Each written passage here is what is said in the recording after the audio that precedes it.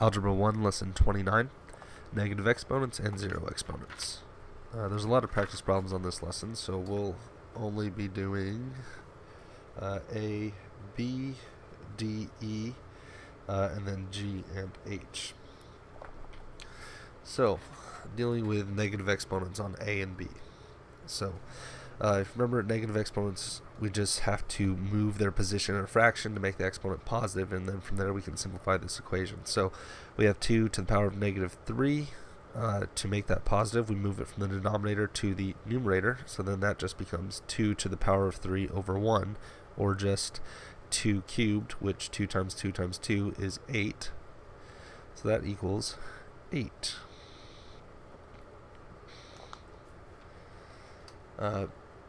B, we have a negative number raised to a negative power. So, technically, if this were a whole number, it would be over 1, but to make this exponent positive, we move it to the denominator. So this is going to become 1 over negative 4 to the power of positive 2. So again, we move its position in the fraction to make the exponent positive. Once the exponent is positive, we can simplify. Negative 4 times negative 4 is going to come out to 16. So our final answer is going to be 1 over 16. Now, we're dealing with anything to the power of 0.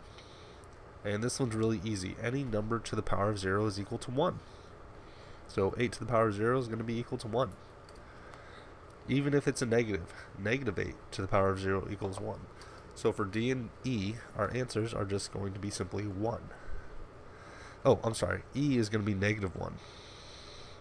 And the reason why it's negative 1 is because the 0 power doesn't include the negative, because the negative is not inside of parentheses. If the negative were in parentheses, then it would be just a positive 1. But since the negative is not in parentheses, it's going to be negative 1.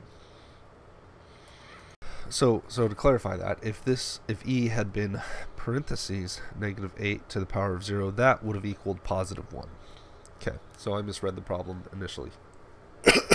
So E is negative 1, D is positive 1. Moving on to G.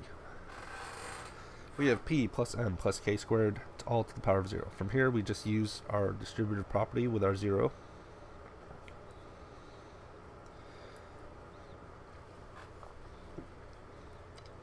And what that does is we have to multiply each of these exponents by 0.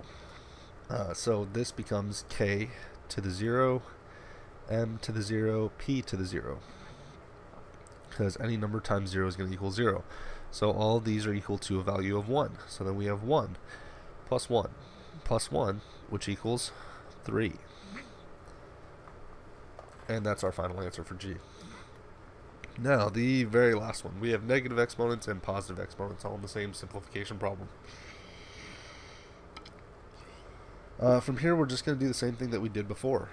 If we have letters with the same base number, we just add the exponents. So negative 3 plus 4 is going to just give us x to the power of 1. And then 1 plus this 2 is going to give us a final x of x3. So our answer, we're going to have x cubed.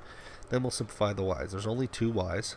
Negative 8 plus 5 gives us y to the negative 3. And then we have 2 z's. We have z to the 1 and z to the 5.